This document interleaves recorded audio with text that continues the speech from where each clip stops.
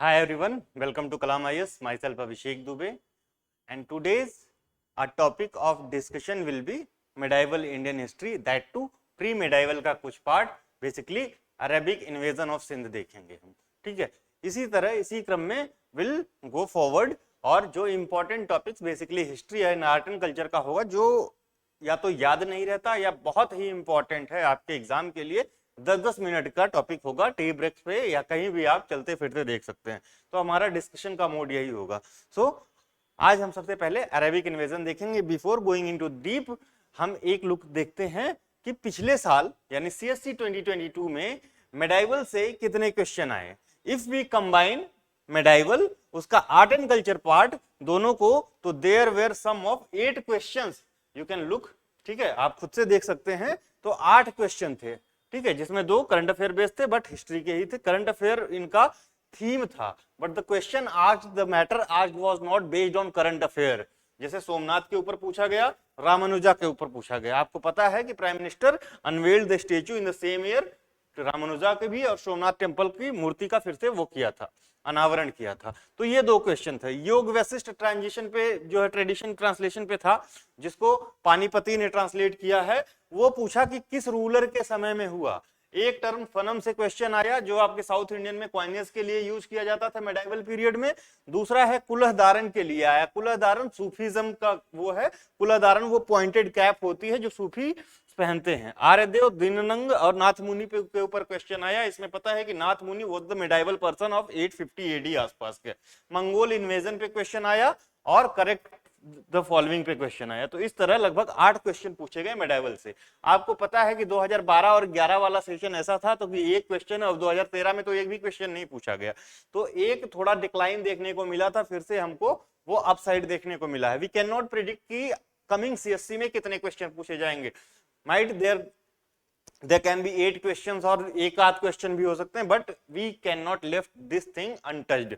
सो आज हम देखेंगे अरब इन्वेजन ऑफ सिंध. ठीक है, तो Arab invasion of Sindh 712 AD. 712 AD दिमाग में आता है तो हम तो सुनते हैं कि जो है कि अरबिक या Muslim invasion of India was happened around कब 9th 10th सेंचुरी. पहला इन्वेजन हुआ जो एक प्लंडरिंग रेड था बस, और जाके आपको 12th सेंचुरी में प्रॉपर जो है इन्वेजन देखने को मिलता है. किसके अंदर? घूर के अंदर. Ghazni was the plunderer only. ठीक है, तो इसमें हम क्या है सच्चाई उसको एक बार देखेंगे. क्या यहां से क्वेश्चन बन सकता है यूपीएससी सीएससी में? Is this topic is that important? So let's discuss. आपको थोड़ा सा ब्रीफ जानना पड़ेगा अबाउट प्रॉफेट मोहम्मद. ठीक है, जिन्होंने इस्लाम को फाउंड किया. उनकी डेथ हुई 632 बीसी में, एडी में. ठीक है, वो कहां पे? मक्का के पास में, मक्का और मदीना. ठीक है, ये मक्का से फिर मदीना चले गए थे. तो उसके बाद 2 कैलिफेट बेसिकली बने. जो शुरू में कैलिफेट बना तो अलग अलग कैलिफेट, जैसे अब्बासिद हो गए, उमाइद हो गए, सासनिद्स हो गए. Sassanids were not Arabic people, basically they were Iranian या पर्सियन पीपल. ठीक है, लेकिन कन्वर्टेड थे. तो जो उमायद हैं, उमायदेंस हैं, ये सिंध में आपका कन्क्वेस्ट करते हैं. रीजन बीइंग कि इनका जो अरेबिक ट्रेड था ना, ये नया नहीं था. अरेबिक पीपल, अरेबिक वर्ल्ड का या मुस्लिम वर्ल्ड का या मेडिटेरियन वर्ल्ड का trade with India, trade relation with India was not new. ठीक है, वो बहुत पहले से चल रहा था. और दिक्कत वो थी कि ये जो, एक सेकंड,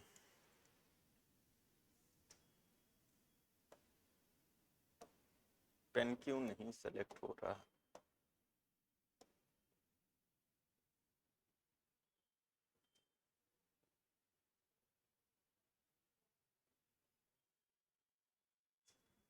One second guys.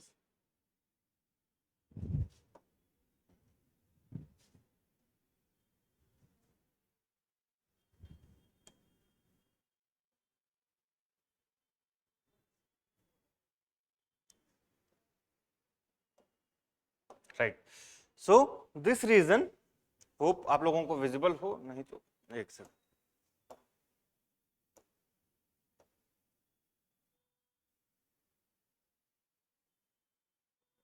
सो ये वाला जो रीजन है, ये मतलब आपका जो पर्शियन गल्फ का रीजन है, दिस वाज नॉट सिक्योर. मतलब क्या है कि यहाँ पे जो भी, यहाँ से आपका सेलोन से चाहे इधर से या कुछ भी यहाँ से मलाबार कोस्ट से जो भी जाता था, तो ये क्या है, अंदर रडार रहता था किसके, पायरेट्स के, ठीक है, पायरेट्स के। और इससे ये लोग काफी परेशान हो गए थे, ट्रेड में काफी दिक्कतें हो रही थी। तो कहानी ये यहाँ पे आती है कि सेलोन से कुछ सामान जा रहा था राशिद उल हसद के पास में। दैट टाइम ही was the caliph of Umayyad dynasty, या उमायद कैलिफेट के वो कैलिफ थे।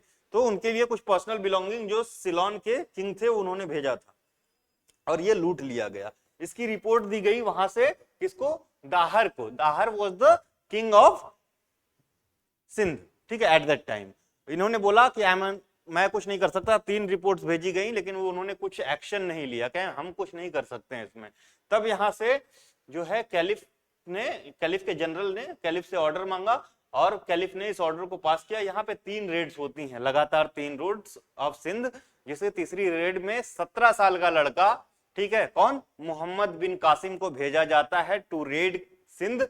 और वो पहले इजिली सिंध को रेड करता है, फिर दाबुल को रेड करता है, उसके बाद जो है अरोर को रेड करता है। Aror was the capital of Dahir that time. जो चचास थे, चचास कौन थे, चचास का ये पूरा चचास, ये बेसिकली चच जो थे वो फादर थे दाहिर के, और दाहिर उनके पुत्र थे। चच का किंगडम दाहिर से काफी बड़ा था, ठीक है। तो ये सारी कहानी है, इससे क्वेश्चन नहीं आएगा, ठीक है। तो इनका वो हुआ उमैद, ये जानिए उमाइद जो है कैलिफ थे, उमाइद। तो एक तो ये फैक्ट है कि उमाइद कैलिफ थे उस समय।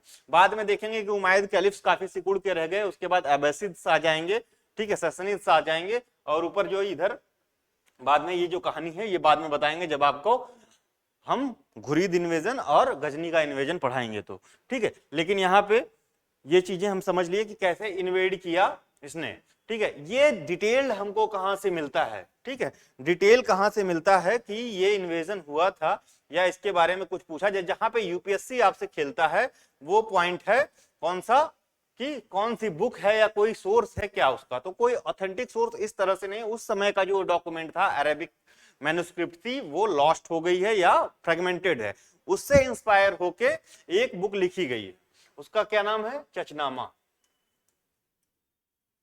चचनामा। नाउ ये आप लोगों का होमवर्क है कि चचनामा लिखी किसने, ठीक है। 13th सेंचुरी पर्शियन क्रॉनिकल है, 13th सेंचुरी पर्शियन क्रॉनिकल है, जो कि आपको डिटेल देता है about Arabic invasions, not just of Sindh but जितने भी उमाइद डायनेस्टी के या उस समय के इन्वेजन्स थे सबके बारे में बताता है, मुस्लिम वर्ड्स के बारे में बताता है, और पूरा सिंध की हिस्ट्री के बारे में बताता है, ठीक है। पॉलिटिकल, सोशल, कल्चरल हिस्ट्री सबकी एक डिटेल डिस्कशन देता है चचनामा। तो ये काफी निग्लेक्टेड टॉपिक है जिसको पढ़ाया नहीं जाता, तो चचनामा को आप ध्यान रखेंगे, यही वो पॉइंट है जहां से क्वेश्चन आ सकता है, ठीक है। बात करें कि क्या प्रभाव पड़ा इस इन्वेजन से, तो ऐसा कहा जाता है कि 7th सेंचुरी या 8th सेंचुरी के जो अरब इन्वेडर्स थे वो रिलीजियस टॉलरेंट थे, यानी कोई पॉलिटिकल अंतर नहीं आया। यहाँ पे जैसे वो जीतते गए सिंध वाले रीजन को, लेकिन इनको जो है इन्हीं जो यहाँ पे लोकल्स थे उन्हीं को संभालने के लिए छोड़ दिया गया, ठीक है। क्योंकि शुरू में जाके ज्यादा रिजिडिटी जो है पॉसिबल नहीं है, ठीक है, आप उतने लंबा रूल नहीं कर पाएंगे। दो कि उमाइद जल्दी ही खत्म हो गए, ठीक है, लेकिन फिर भी टॉलरेंट थे, इनकी पैसिफिक पॉलिसीज थी, अब ठीक है, नेटिव्स के लिए। यहाँ पे एक ब्रह्मानंद था। दूसरा क्वेश्चन जहां से ब्रह्मनाबाद, एक टाउन था ब्रह्मनाबाद, याद रखिएगा ब्रह्मनाबाद, ठीक है। तो इस सेटलमेंट को प्रॉपरली जो सेटलमेंट किया गया जिसमें टॉलरेंस दिखाया गया, कोई भी अंतर नहीं, कोई जो उनकी प्रैक्टिसेस हैं वही प्रैक्टिस करेंगे, तो इसको ब्रह्मनाबाद सेटलमेंट के नाम से जानते हैं, ये ध्यान दीजिएगा, ब्रह्मनाबाद सेटलमेंट। तो ये दो चीजें हैं जहां पे कीवर्ड्स के साथ खेलता है यूपीएससी, यहां से क्वेश्चन पूछा जाता है, ठीक है। और क्या क्या हुआ, तो एमबीटी के बारे में कुछ अफवाहें भी हैं, मोहम्मद बिन कासिम के एमबीक्यू के बारे में। मोहम्मद बिन कासिम के बारे में अफवाह ये है कि ये जीतने के बाद जो है दाहिर की 2 लड़कियों को लेके कहां गया, कैलिफ के पास, ठीक है, यहाँ पे कैलिफ के पास गया, और वहां पे उन लड़कियों ने कंप्लेन किया कि दाहिर कह रहे हैं, कासिम ने इनको क्या किया है, वायलेट किया है, ठीक है। और फिर यहाँ के कैलिफ ने इमीडिएट ऑर्डर दिया कि wherever the Qasim will be, उसको इमीडिएटली परजुकेट किया जाए कासिम को, ठीक है, कासिम को तुरंत परजुकेट किया गया। 2-3 अकाउंट्स में 2-3 तरह की बातें की गई हैं। दूसरा कहा गया है कि ये जो कैलिफ था इसका एक चचेरा भाई था, ठीक है, जो कि ये कासिम था, इसका अंकल जो है चीफ जनरल था जिसने इसको भेजा था, वो उससे जलता था, तो वो कुछ राजनीति थी उसमें, तो दिस वाज द केस। ठीक है, और क्या क्या चेंजेस हुए यहाँ पे तो बताया कि पॉलिटिकल गेन कोई अरेबियन पीपल्स को या उमाइद्स को नहीं हुआ। ठीक है, कोई पॉलिटिकल गेन नहीं हुआ, क्योंकि 2 सेंचुरीज तक, प्रीवियस 2 सेंचुरीज तक कोई भी हिंटरलैंड जो है यहाँ से ये आगे नहीं बढ़े हैं। ठीक है, यहीं पे सिमट के रह गए हैं। ठीक है, यहाँ पे एकदम आराम से ये लोग राज्य कर रहे थे, जो राजा, इनको अपनी बाउंड्रीज की भी कोई टेंशन नहीं थी। ठीक है, लेकिन क्या हुआ, तो प्राइमरी रीजन क्या था, piracy and quest for the sea port, क्योंकि इंपॉर्टेंट ट्रेड रूट लिंक पे पड़ता था, तो एक प्रॉपर ट्रांजिशन जोन बन जाता इनको आगे पीछे जाने के लिए। ठीक है, और इमीडिएट कॉज था जो शिप कैप्चर की गई थी। ठीक है, कॉजेज क्या थे, wealth, Sindh as an transition point, territorial expansion can be one of the point, better cavalries. ठीक है, पॉलिटिकल कोई गेन नहीं हुआ for the period of time. Cultural में क्या हुआ, तो कल्चरल में जो है integration of Islam with local religion, एक नया कॉन्सेप्ट निकल के आया, नई चीजें, नया कल्चर डेवलप हुआ। ठीक है, इंडियन बुक्स ऑफ मेडिसिन, ठीक है, मेडिसिन और भी चीजें, मैथमेटिक्स जो है ट्रांसफर हुई कहां पे, अरब पे। और जो न्यूमेरल्स थे, माना जाता है इंडियन न्यूमेरल्स थे, ठीक है, न्यूमेरल्स थे, ये थ्रू अरब कहां गए, यूरोप गए। तो ये कुछ चीजें हैं जो डेवलप हुई, तो ये एक इंपॉर्टेंट पॉइंट है। ठीक है, इंडियन नंबर सिस्टम जो है ये इंडिया से अरब, अरब से यूरोप, यूरोप में जो है ये अरेबिक में ट्रांसलेट होके गया था, ये ध्यान दीजिएगा, अरेबिक वर्जन में। ठीक है, और क्या हुआ, स्क्रप्चर्स का हुआ। ठीक है, तो दूसरा चीज आप बैटल का नाम रखेंगे जो दाहिर और किसके बीच में हुई थी, मोहम्मद बिन कासिम के, वो बैटल ऑफ अरोर है। Aror was the capital of Dahir, Aror was the capital of Dahir. लेकिन कासिम यहां नहीं रुका, कासिम जब अरोर को कैप्चर करने के बाद, अरोर को कैप्चर करने के बाद आपको बताते हैं सिंध का पूरा सिस्टम। ठीक है, तो ये हम यहां से देखते हैं। ठीक है, तो ये वाले हैं, तो ये आपका जो टाउन है ये दाबुल है, जो इनिशियल सबसे पहले जीता दाबुल को। ठीक है, दाबुल को जीतने के बाद सीधे वो कहां पहुंचा, आपका निरुन, ये फिर अलोर, अलोर के बाद सिर्फ फिर मुल्तान गया है। तो चौथा जो उसने ट्रांजिट पॉइंट जीता, मुल्तान जीता। तो कहां तक कैप्चर किया, मुल्तान तक। ठीक है, पहले तो ये सिंध गया, फिर ये मुल्तान तक, ये एरिया कैप्चर किया था इन्होंने। ठीक है, ये वाला एरिया। चलिए, तो आज के लिए इतना ही। Thank you, thanks for watching.